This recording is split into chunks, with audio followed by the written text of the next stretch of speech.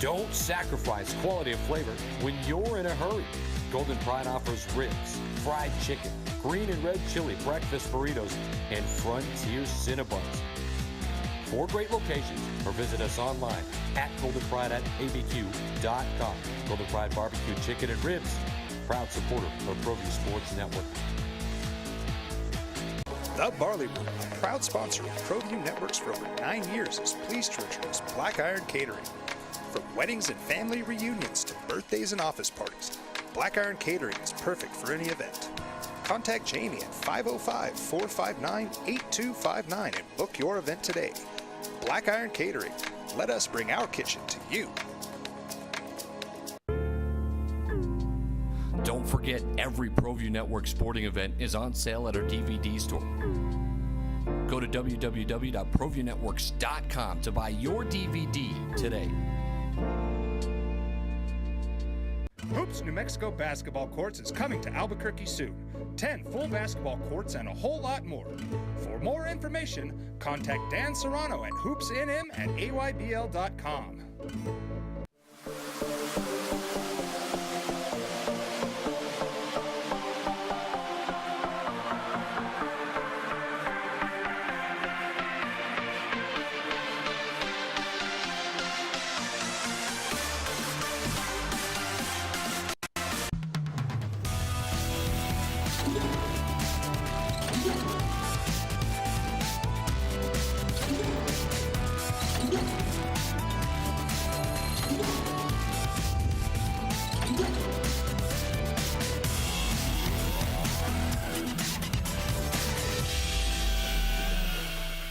And welcome everybody to another edition of the Sports Desk. I'm your host, Scott Galletti. Ed Nunez is on assignment, if you will, today. He'll be back on the show next week.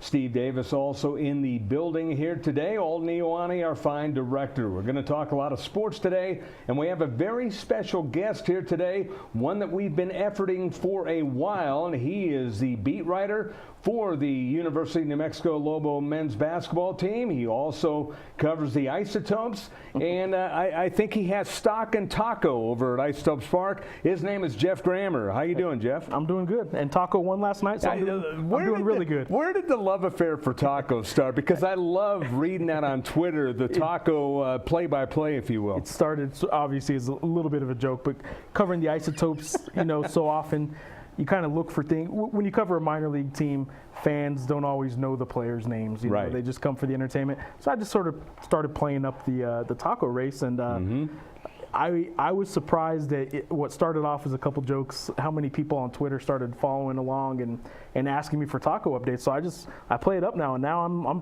into it. I'm 100% into that Taco race is the thing. There's also a baseball game there every night, but the Taco race is what people come to see. You probably do as well. I actually know people that want to be one of those characters and run around the bases and stuff.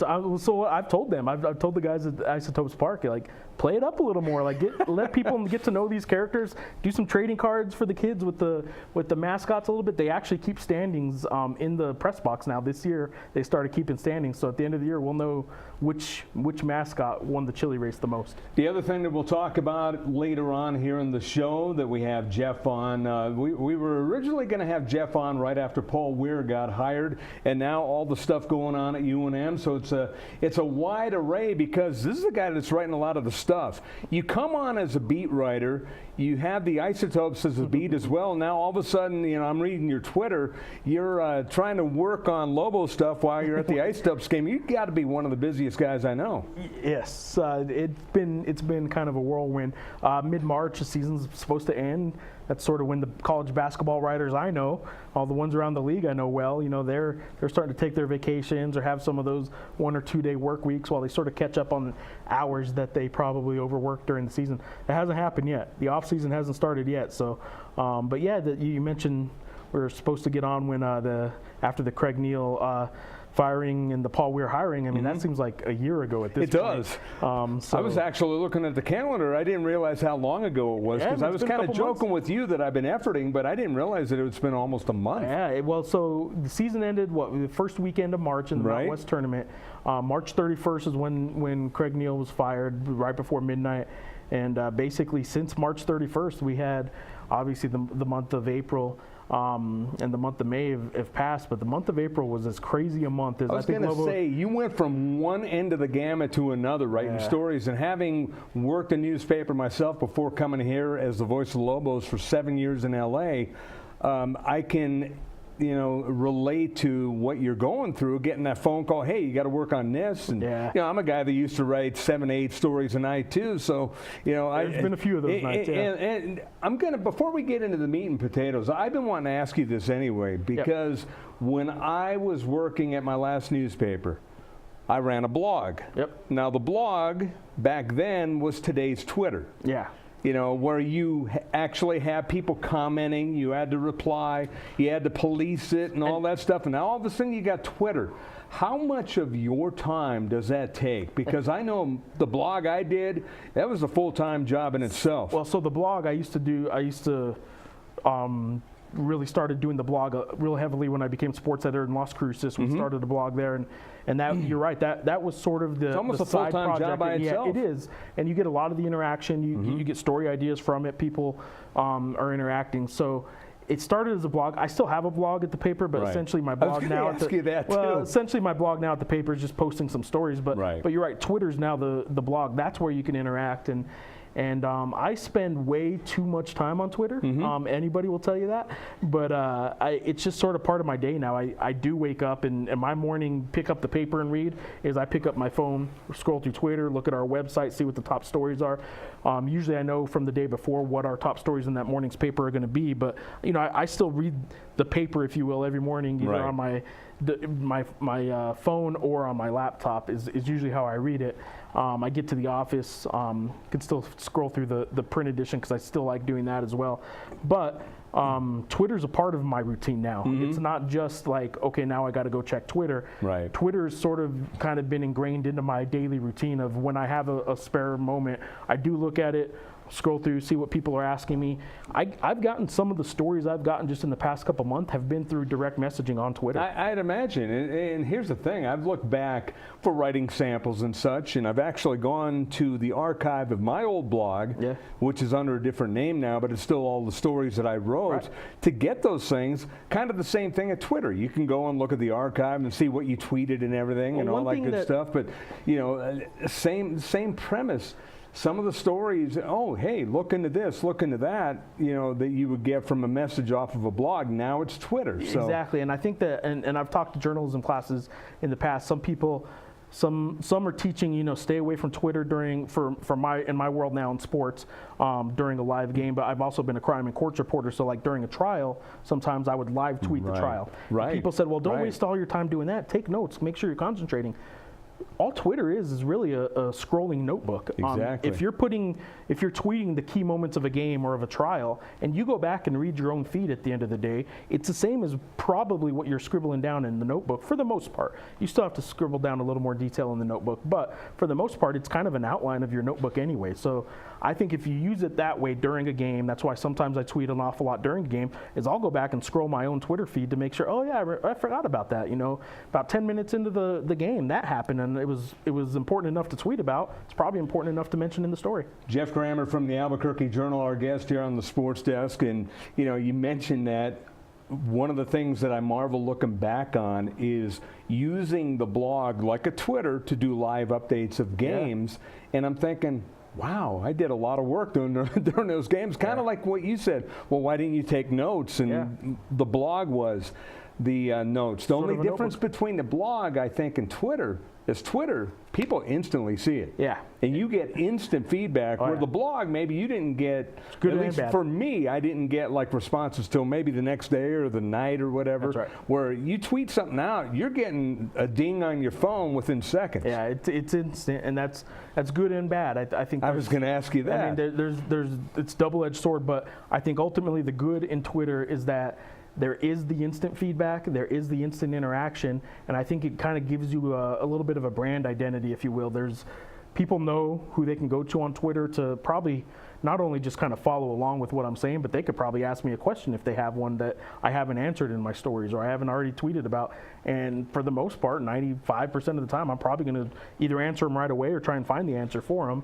And I think people kind of know that. I think people kind of like that. Right. Not everyone likes it, that's for sure, because I have, you know, my moments of snarkiness on Twitter as well. So some people don't always like that. See, I never thought of you as snarky, but I guess you're turning into that way, right? I'm a little snarky sometimes. I can be snarky.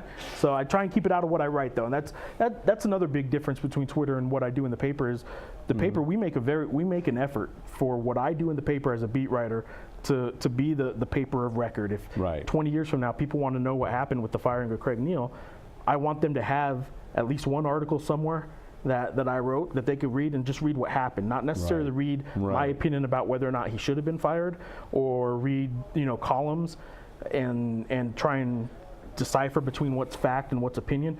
For the most part, what I put in print is supposed to be the paper of record and the historical account of what happened, and that's why, not always perfect with this, nobody is, but I really try not to write columns in the paper, and that's an effort we do. It bothers people sometimes. People want to know what my opinion is. I give my opinion a little more on Twitter, but the paper of record, what we actually put in print, we try and keep to what I'm writing about Lobo basketball, is the historical record of what's going on. It's funny you mentioned a column. I was asked to do a column way back when. I was kind of hesitant. Double-edged sword. Some people loved it, some people didn't. I actually got critical of high school coaches scheduling soft. Next thing I know, I'm getting a call, hey, guess who we're playing next year? And they're actually taking my lead. You know, it's probably coincidental, but I said, why don't you play this team? And then the coach calls me, hey, guess who we're playing next year? And to be clear, in my past stops when I was then they end up beating them the next year, so it even made for a follow-up column. Well, and in my past stops, at the sports editor in Las Cruces, and when I did sports out in Arizona and Tucson, I wrote columns there. When we got to the Journal, I didn't want to write a column. How did you feel when they asked you? I was okay with it at first, but you could see the problems when you write a column and you give your opinion, say on a coach or on a team, and then the next day you're out there covering them. They have every right to take what you said to heart. They have just as much right to do that, to take offense, as they do to be happy about what you wrote. So I've been called in the coach's office. Hey, I want you to see this film. Remember when you were talking about this? I said, well, what's the problem, Coach? But I mean, they went out of their way to go over game film to try to refute what I was saying. Yeah, and I've had some of that. So what we've done here at the Journal is I've tried hard not to do that. You know, sometimes I kind of wish I would a little more. It would kind of lend itself. It would help in some instances, but for the most part, we make an effort with good reason, I think, to try and not mix what I'm doing with any column writing.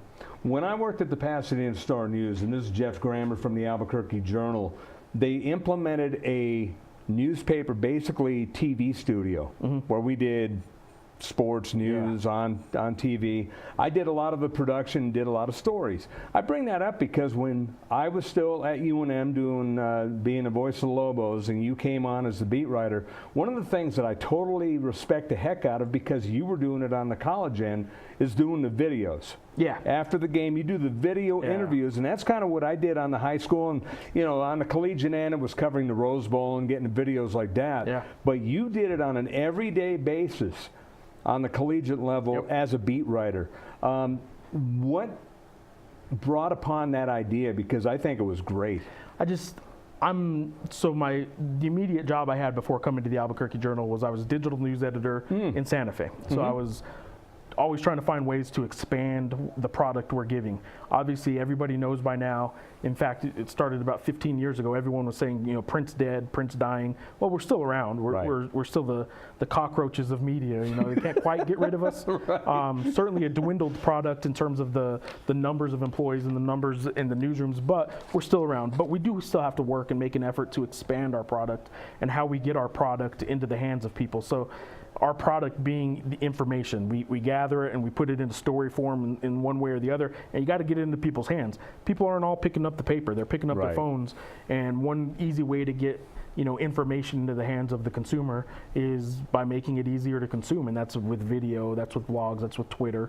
Now, monetizing all that and still making a living at a newspaper, that's where it gets tricky. You know, the video doesn't have any ads on it when I was doing video. Twitter certainly doesn't have any payoff for me. I wish it did. You know, if Sadie's, who sponsors that taco race, gave me a nickel every time I tweeted about the taco race, then maybe I'd be a rich man. But so far that hasn't happened. But I'm still trying to expand how we get our product, which is information, how we get that product into the hands of the consumer. And the thing that people don't know, and I knew being on site, is you were getting the stuff right the minute they opened the door for the locker room. Yeah, I was waiting, which again kind of that's.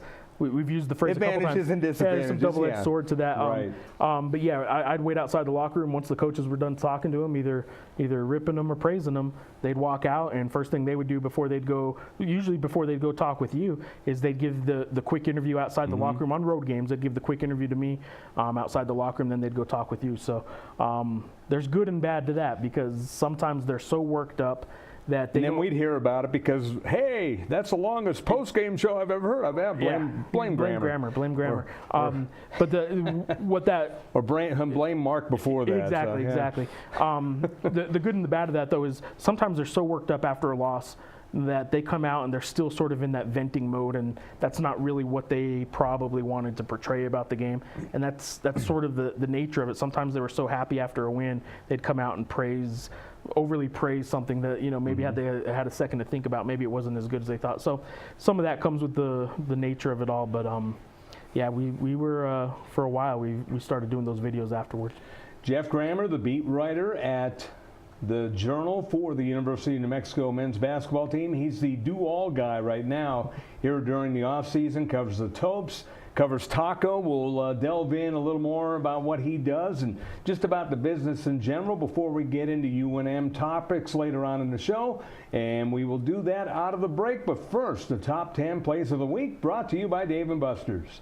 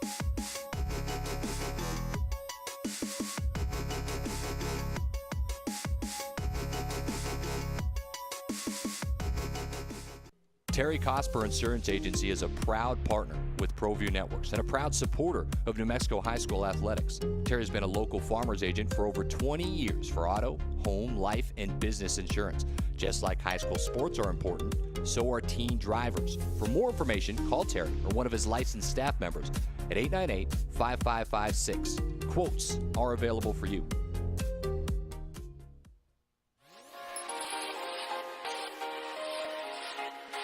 Folks, there's no other way but to be all in. Either he's Lord of all or he is not Lord at all. And you can experience the real and authentic, true life change that only God can provide to humanity. See, when we truly encounter Jesus and purpose to know him and follow his teachings, hashtag life change will occur.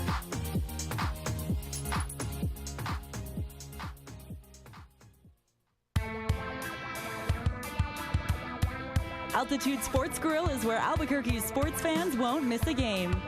with locally crafted brews on tap and refreshingly crisp cocktails. Located in Hotel Cascada, Albuquerque residents find a staycation worth staying for. Catching Lobo sports, enjoying a beer on the beach, or wiping out, Hotel Cascada is home to your urban adventure. Affordable guest rooms, no-hassle water park parties, and much more.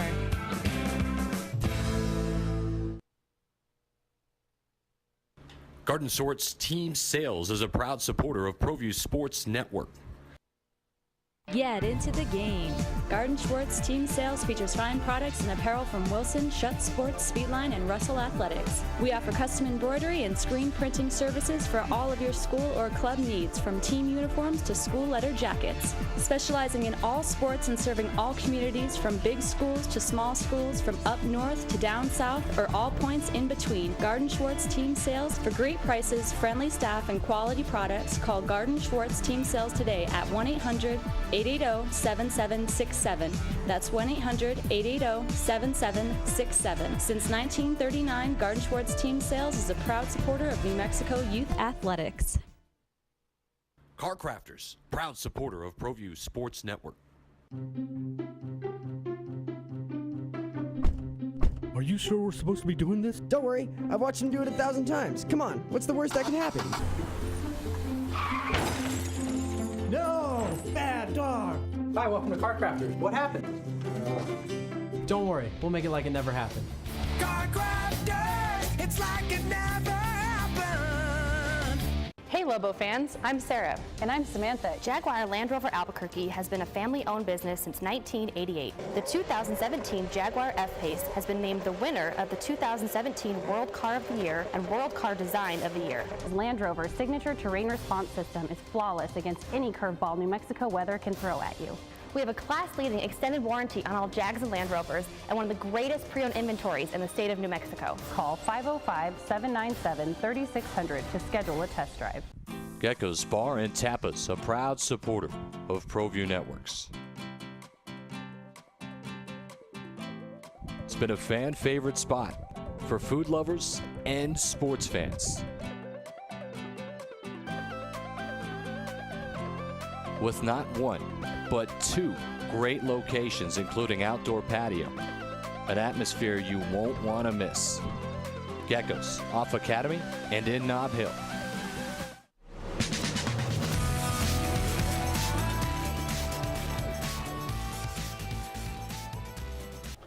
And we are back here on the Sports Desk. My special guest, Jeff Grammer from the Albuquerque Journal, Alden Ioane, our fine director, and we're talking a plethora of sports, but the first part, kind of impromptu, just talking about the business and everything. How long have you been writing?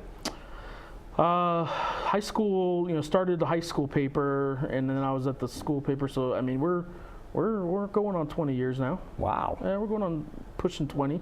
Which I haven't thought about that number. It's the first time I've thought about that number in a while. So, but yeah, you don't even look like you're old enough to be writing for 20 years. But then again, I'm starting in the high school year. So. Well, then again, I look back and I was a guy that never aspired to write. Yeah. I was always in the media. I was in radio and TV, but I never aspired to write. And I wrote for 7 years, and that's not counting when I was. I think 5 or 6 years media relations, sport. Right. I was actually interim sports information director at Long Beach State 1 year. Yeah, I remember you told me that once. I started hardest job I ever had in my life. But really? Then again, I wasn't good at typing, and I didn't really learn the. If I did that now, it would be a snap because I know the software. Well, so I started in high school, and I did in Alamogordo. I went to high school in Alamogordo, student paper. I did sports there, and I also had a radio show at a local radio station there, where I did a daily kind of news beat for the high school, and then I did a weekly sports thing as well. And I even did every Sunday morning. I had a Christian country radio show that I just had to man the boards on, basically, because it was before they had everything automated. So. Well, that's the thing. Before you were talking about being a multimedia guy, I mean, in this day and age, even though you're tabbed a writer, you got to know everything. Yeah. I just think it's about the gathering of information and the delivering of it. There's different tools to deliver that information, but it's essentially the same concept, and that's what sort of what this day and age of journalism is. I think one thing newspapers failed at a long time ago was differentiating what they are. You know, they still call themselves a newspaper, and that there's a news product every day that comes out. When the truth is, we're a news kind of agency or a media outlet where we have an online product, we have some video, we have all kinds of these different products, and we still kind of market it as just the print product. Right. So we do have a lot of things. Which is what a lot of papers do, Yeah. and maybe good, maybe bad, but that's just, you know, you don't want to lose the print side. Right, and because we still get the most of our money comes through advertising on the print side. So we're never going to kill that. We're always going to have that. But, you know, I think the term itself, newspaper, we're the newspaper. So people just think of the singular product of the actual paper product. But yeah, we do a lot more, and we got to come up with a better term. I get to reminisce about my old writing days before I came here to UNM, where everyone said, oh, the Voice of the Lobos is a writer. You know, how's he going to do? I was actually a broadcaster who was writing in between and broadcasting on the side.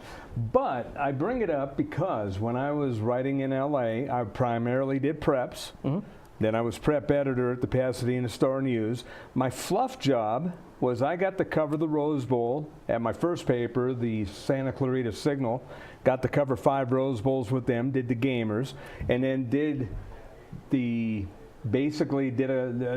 the pregame stuff and all the media day and all the columns before the game for the Rose Bowl.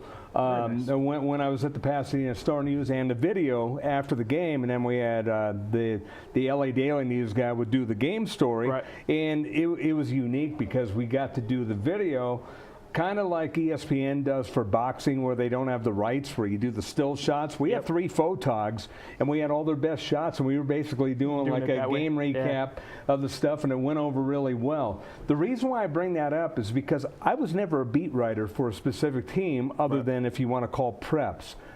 I've seen you working. I've seen Mark Smith working. It's not a glamorous job. It's a fun job. It can be a very fun job, but there's a lot that goes on into it. For you, when you took over at what is called the flagship school of New Mexico, the University of New Mexico, what have been some of the pitfalls, and what's been some of the good things about being that everyday guy that people look to read? I think the good and the bad of it is that you are there every day. The best part of being there every day is you learn as much as you possibly can. I do think that in recent years there was a closing down of a lot of that.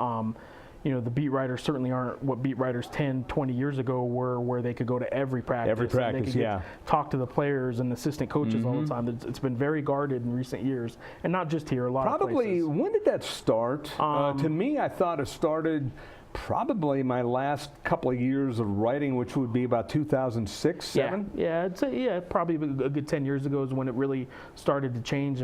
Because I know that's when UCLA and USC started changing their when coaching salaries started going stuff. up and up and up, and there started to be more and more of a gap, and that coach was the CEO of that team and had more and more control. He didn't want the players or the employees. We don't need to get into the employee debate or anything, but he didn't want the people below him, be it assistant coaches or players, to say something out of line when he was the one as a coach that had to answer to everything. So I think it's been a lot more closed in recent years, and it gets a little tougher, but you still get to know the parents, you get to know all the people around the program. That's good and bad. The bad part of all that is, because you're around it so much, people do expect you to know every little thing, and it creates pressure. It's good. As a journalist, you should have that pressure to want to keep finding out all the information, but it's sometimes tougher than people assume you should know everything that's going on. But because it's so closed, you don't always have that access that some people think we have. So it can be tough, but I think the most important part for any beat writer of any team is you better show up every day. You write something bad, you write something about a team's losing streak, and you're kind of hammering on them about how much they're struggling. You better still show up to all those press conferences. You better still show your face. You better still ask the questions. That's part of the job too. It's not just about covering a team. You know, I got to the first year I covered the Lobo basketball team for the Journal. Was the 2012-13 season when they were a 3 seed, top 10, ranked top 10 in the country, and it was the Harvard year, the year they lost to Harvard. And it was a great year, but, you know, the job's not just about covering them when they're winning. The job's about covering them when they're losing, too. Absolutely. And the thing about just all of this is, you mentioned being there every day. To me, back when I was doing it, and it's probably even tenfold what you're doing on the collegiate level, relationships. Yeah. Explain a little bit about how important relationships with the coaches, players, like you said, things have been scaled back where maybe you don't get to talk to the players as much as maybe even 10 years ago or even 5 years ago. In a good example, I think, of the importance of relationship is you have to be able to write about a guy like Craig Neal getting fired, and you still have to be able to know that he's going to talk to you to give his side of the story as much as he can. Since he's been fired, I've talked to Craig several times. That surprises some people when they hear that, because it certainly didn't always seem like Craig and I always got along, and reporting on his firing probably wasn't something he was extremely happy with me about. But I do think he thought I was fair for the most part. Well, that's the thing. And he may have a different answer if you asked him, but I think for the most part he thought I was fair. I think most of them think I'm fair about how I cover them. So because of that, they do still talk to me, which is a good thing. Well, I think being fair, and I learned this from firsthand experience, being fair is basically the difference between being able to do your job and not being able to do your job. I agree. And the easiest part about being fair, if I wasn't fair, I don't think I get half the stories that I got. Right, and I think the easiest thing to do with being fair is simply just asking them, before you write anything, ask everybody you're writing about their opinion. And I don't know, sports writing, it's a real easy concept, so it's not like some secret that I attained somewhere along the way. But when I was a crime reporter, I wrote about a lot of people that were getting arrested, and we were putting their jail mugshot in the paper, and we were putting their name into a story about them being accused of a crime.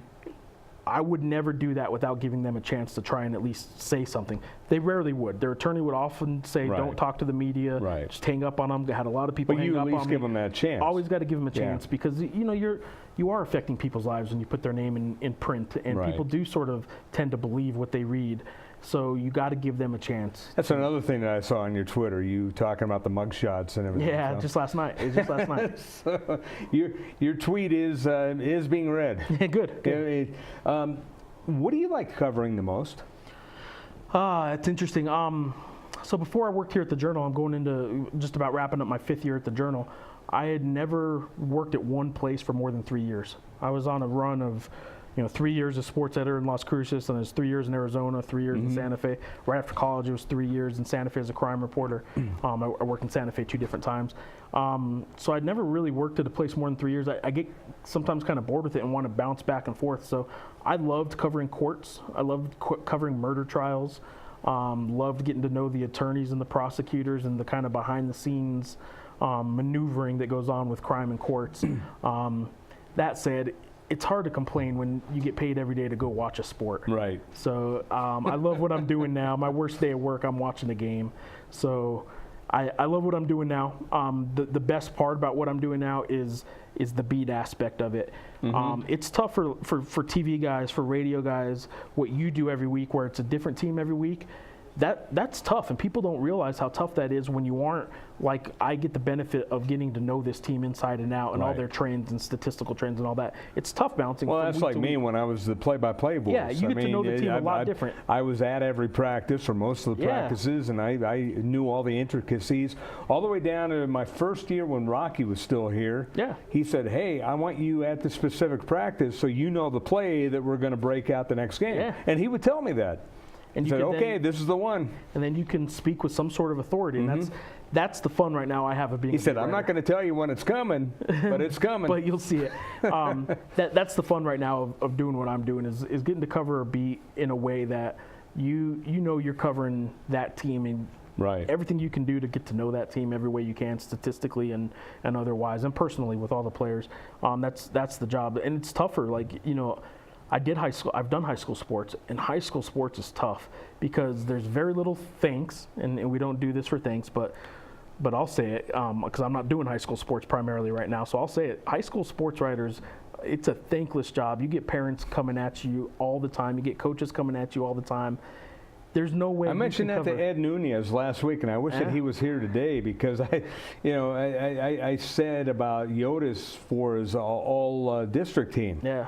His all Metro team. Oh, we get calls. I said, I guarantee you his phone's been lit up since that thing got published. Yeah, because I know I would get 100 messages before I'd get into my office. Absolutely. Anytime you do an all-district team, an all-state team, anything like that, you get beat up. You get beat up bad. I mean, to the point where some people wonder, is it even worth it? Right. Well, of course it is. You get some kids' names and pictures in the paper for some recognition, but that one on the cusp that didn't quite make it, don't think their mom's going to be happy about it, and don't think she's not going to call you. Or if that player didn't get Player of the Year and another one did, ooh.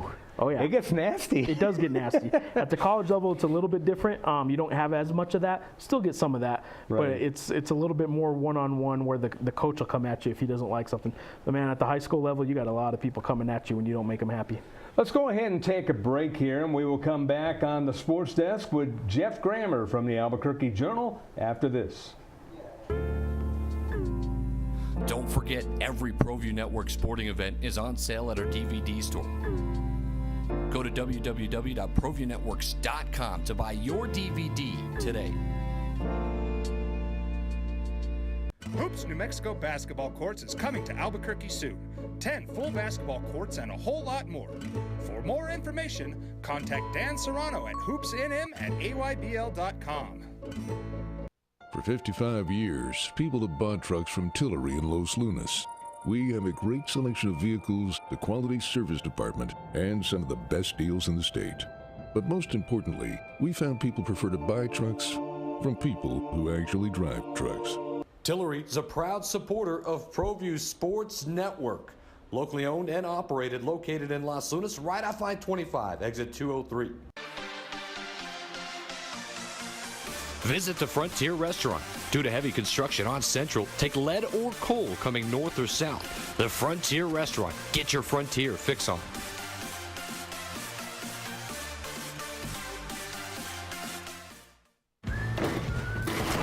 Sure, you could get him a new car. You could also light a pile of money on fire. So maintaining this old car is your best option. Keep it running longer, stronger, with quality parts and a whole lot of Napa know-how.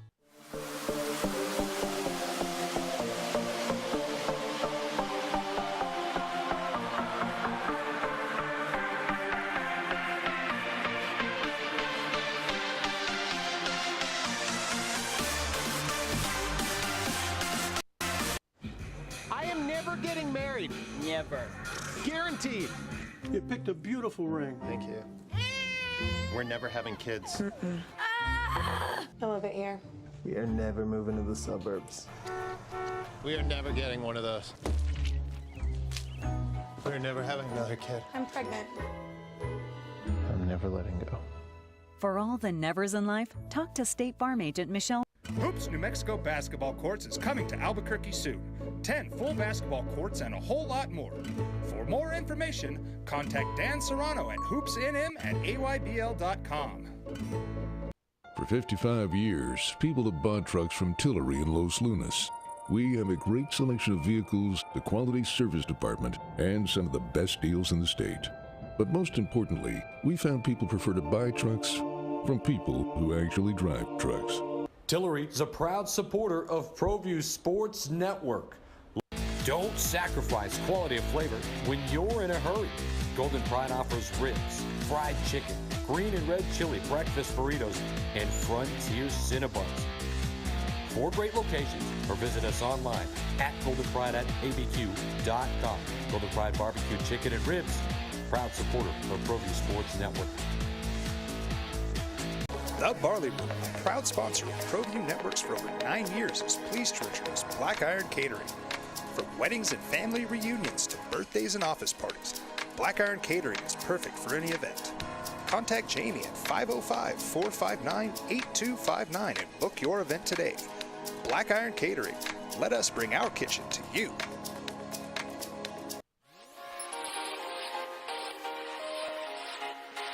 Folks, there's no other way but to be all in. Either he's Lord of all or he is not Lord at all. And you can experience the real and authentic, true life change that only God can provide to humanity.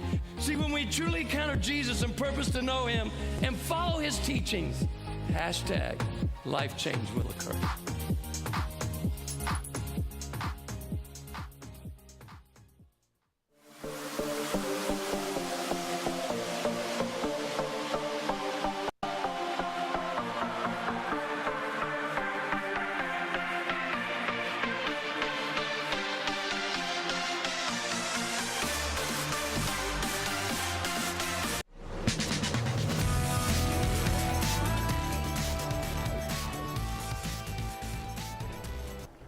And welcome back here to the Sports Desk. I'm Scott Gallotti along with Jeff Grammer from the Albuquerque Journal. And Jeff, we've talked about the business. Now let's talk about some nuts and bolts. And you've been all over a lot of different things. First off, how much of the isotopes do you do? Is that your beat, or do you just kind of trade off? Yeah, for the most part, it's Ken Sickinger and I kind of split it. So I wouldn't say it's my beat any more than it's his. He happens to have been on vacation for a couple weeks, so it's been a lot of me lately. Okay. But we probably... Because I remember Ken doing a lot of it, and then all of a sudden you're on the scene now too. So. We probably go, I'd say almost 50, about 50-50 on the topes. Yeah. Lately it's been a lot me though. Yeah, I'd say Ken and I split that. I did in Arizona. I worked for MLB.com for a little bit as a freelancer, and when they did spring training there in Tucson, and then I went up a couple times and filled in for the Diamondbacks guy, and did some Diamondbacks games for the regular writer for MLB.com. So I have some experience covering baseball. Right. But baseball, now that's a grind. That's a beat that's tough. Like if you actually were to cover a professional baseball team, that's 100 and, I almost did, actually. I was the runner-up for the Angels beat when I was at the paper that I was at. That's tough, and I went from the potentially the Angels beat to the Prep Sports, and I thought Prep Sports was probably the better look for me because, I mean, ultimately the beat writer who ended up getting hired, he was one of the guys laid off by ESPN recently. Well, so because he moved up, and then all of a sudden he's two he's beats that are as gig. tough as any in sports. I think professional baseball is as tough as it is because it's so many games. I think preps, it's been a couple months now, but I covered some of the high school state tournament stuff, and it kind of reminds me every year of how hard it is to do a really good job covering high school sports. But so I do the tope some to answer your question over the summer. Do some desk shifts, some editing shifts while a lot of people are on vacation. Our sports staff at the Journal, we have a lot of longtime guys. I mean, Rick Wright, about a month ago, celebrated his 40th anniversary at the Journal. That's amazing.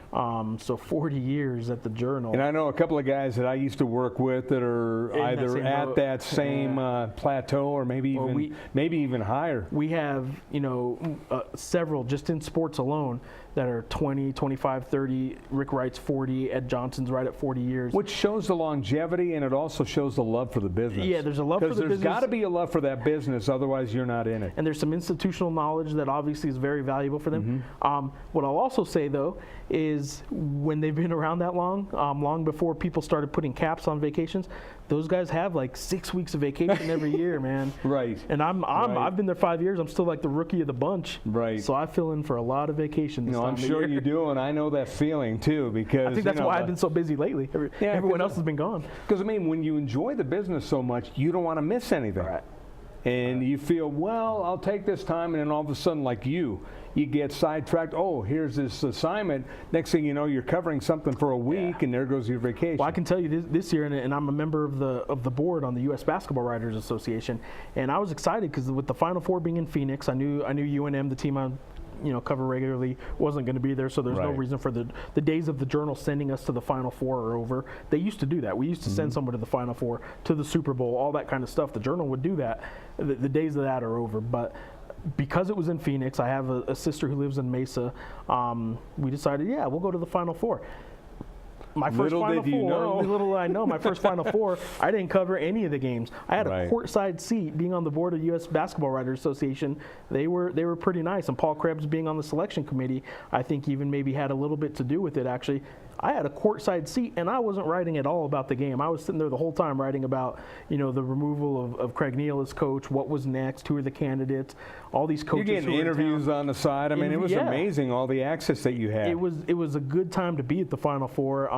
It was a little interesting, though, that I covered absolutely none of the Final Four. How surprised were you, because a lot of people in this town were, that Paul Weir was the guy? I was surprised. I was very surprised. I thought it was, and I'll tell you, the thing that surprised me most was that first day after, so it was a Saturday night that Craig Neal was fired. Right before midnight, had it rolled over to April 1st and he was still on payroll, they would have owed him another $300,000 in base salary. So they had to get it done by midnight on March 31st. They had offered him some new deals, some renegotiated deals. He did not accept those.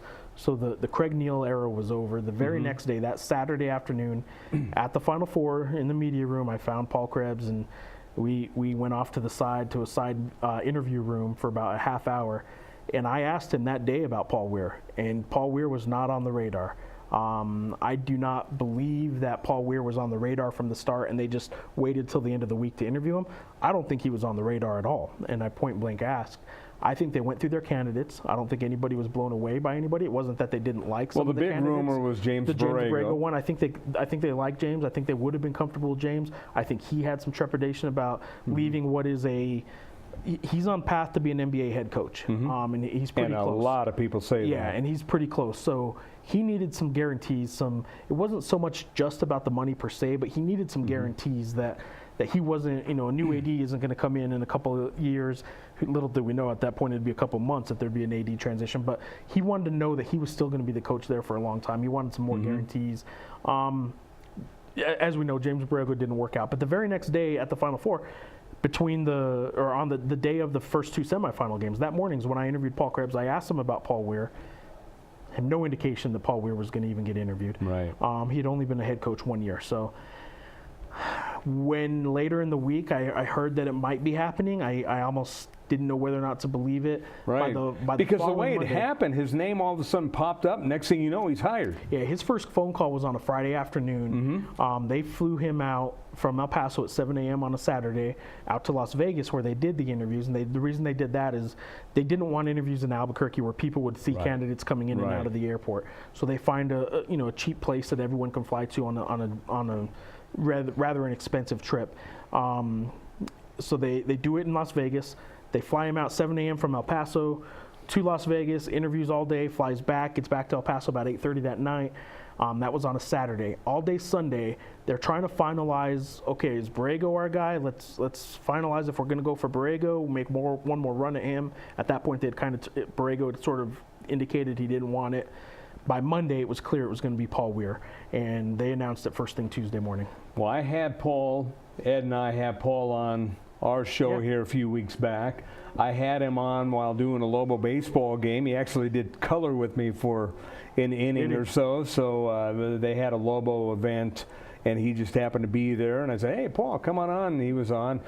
Your thoughts on him being hired? I know you and him go back. Yeah. But,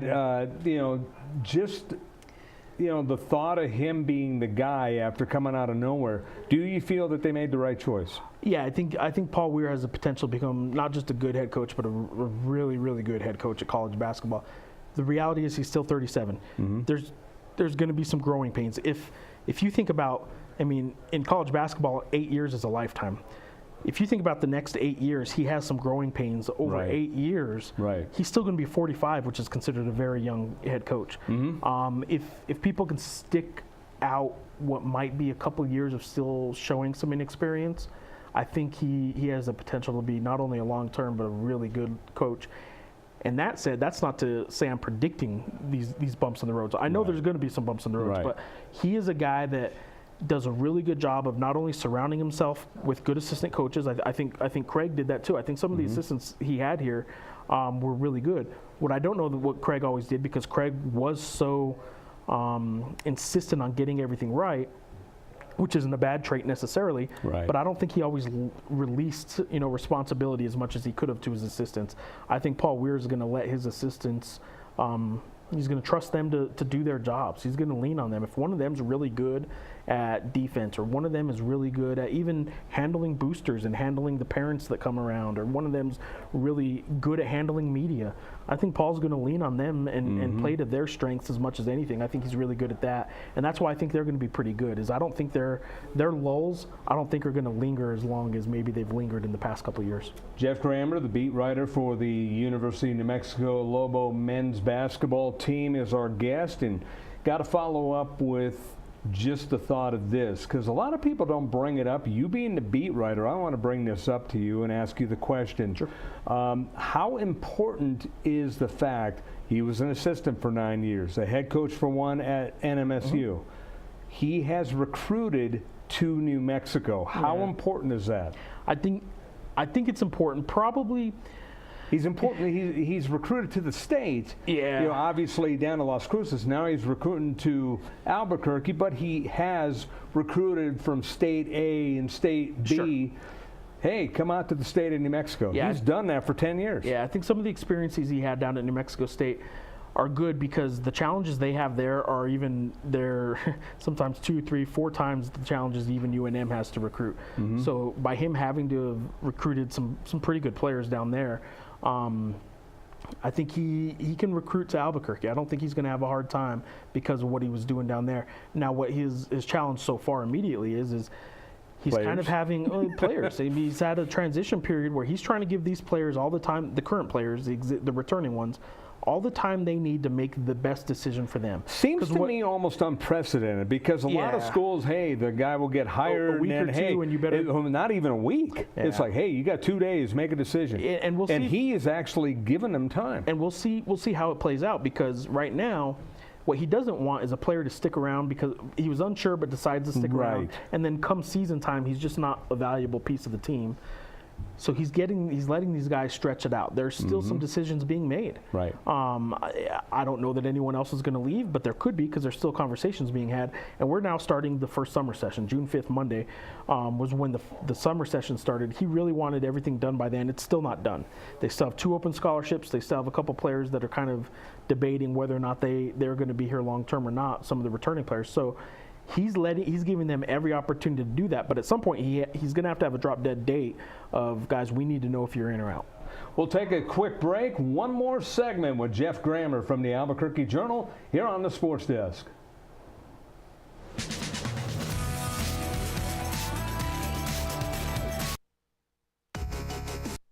Terry Cosper Insurance Agency is a proud partner with Proview Networks and a proud supporter of New Mexico high school athletics. Terry's been a local farmer's agent for over 20 years for auto, home, life, and business insurance. Just like high school sports are important, so are teen drivers. For more information, call Terry or one of his licensed staff members at 898-5556. Quotes are available for you. Don't sacrifice quality of flavor when you're in a hurry. Golden Pride offers ribs, fried chicken, green and red chili breakfast burritos, and Frontier Cinnabons. 4 great locations, or visit us online at goldenpride@abq.com. Golden Pride Barbecue Chicken and Ribs, proud supporter of Proview Sports Network. The Barley Room, proud sponsor of Proview Networks for over 9 years, is pleased to introduce Black Iron Catering.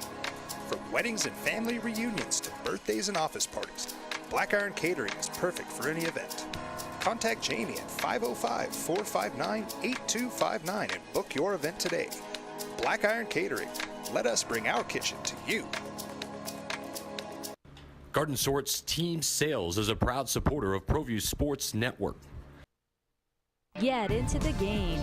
Garden Schwartz Team Sales features fine products and apparel from Wilson, Schutt Sports, Speedline, and Russell Athletics. We offer custom embroidery and screen printing services for all of your school or club needs, from team uniforms to school letter jackets. Specializing in all sports and serving all communities, from big schools to small schools, from up north to down south, or all points in between. Garden Schwartz Team Sales. For great prices, friendly staff, and quality products, call Garden Schwartz Team Sales today at 1-800-880-7767.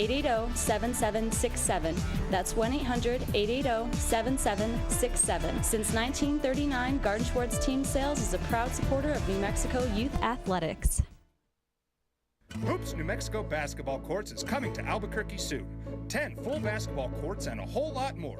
For more information, contact Dan Serrano at hoopsnm@aybl.com. Don't forget, every Proview Network sporting event is on sale at our DVD store. Go to www.proviewNetworks.com to buy your DVD today.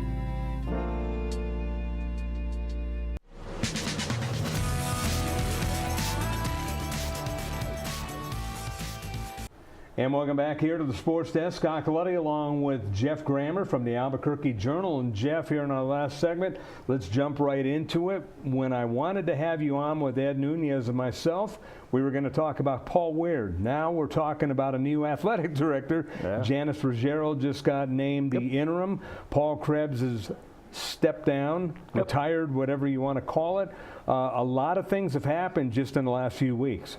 I think, and to be clear, technically Paul Krebs is AD until June 30th, but he's he's taken vacation, accrued vacation time till the end of there. So while he's on the books until June 30th, he has served his last day as athletic director at UNM. The big thing going on right now, though, is the 2015 Scotland golf trip and how it was paid for. It wasn't unprecedented for one of these golf trips with boosters to strengthen relationships. Those happen. Scotland, just on its, from an optics standpoint, the perception of it's awful. You don't go overseas to Scotland and do golf trips without upsetting some people.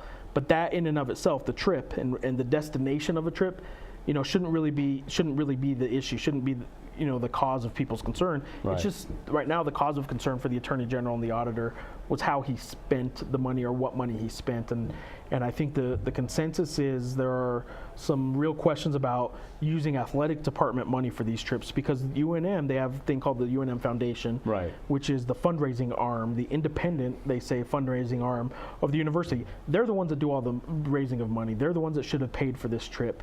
By Paul Krebs deciding to pay for it himself out of the athletics budget, that's where people have their questions. I don't think anybody's accusing him, at least within the department.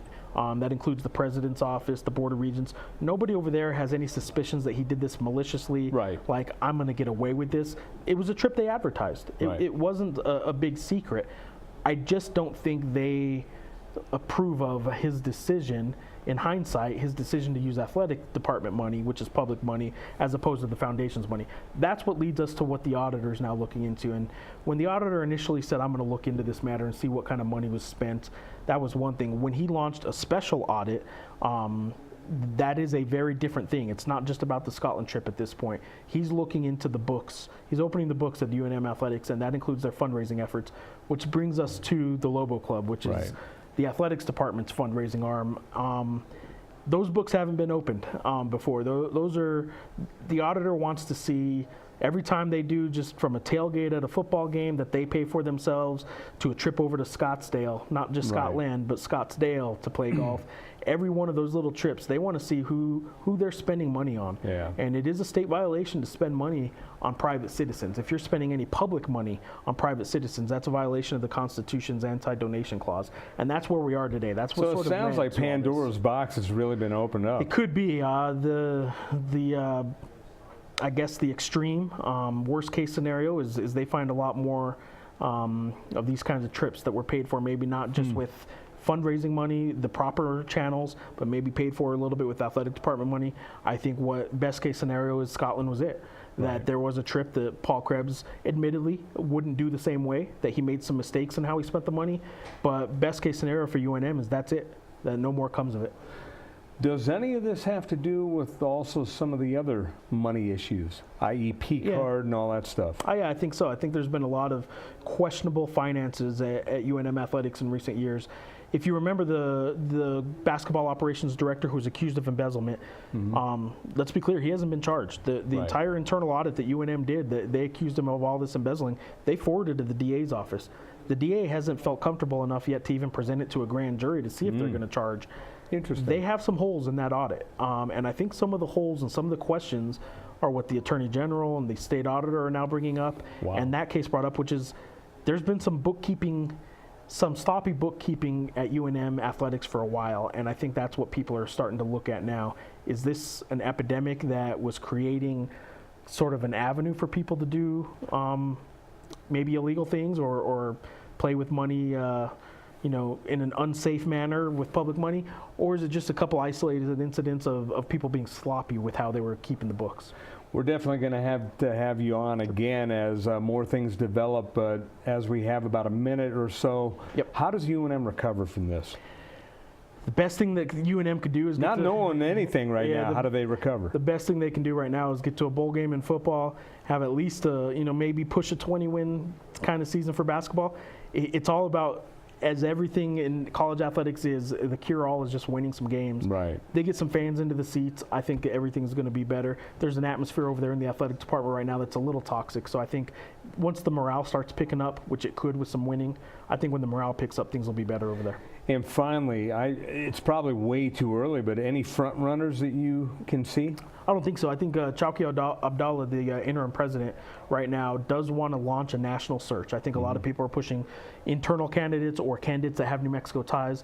I think they're definitely going to open this up nationwide and see who the best candidate is. I don't know that it's going to be someone with New Mexico ties, but there will be a few that will get a really good look from New Mexico. Well, Jeff, I want to thank you so much for coming on here, and we'll definitely have to do it again. He's Jeff Grammer from the Albuquerque Journal. Thanks for watching here. For Alden Iowani, our fine director, I'm Scott Gallotti. We will talk to you next week on the Sports Desk.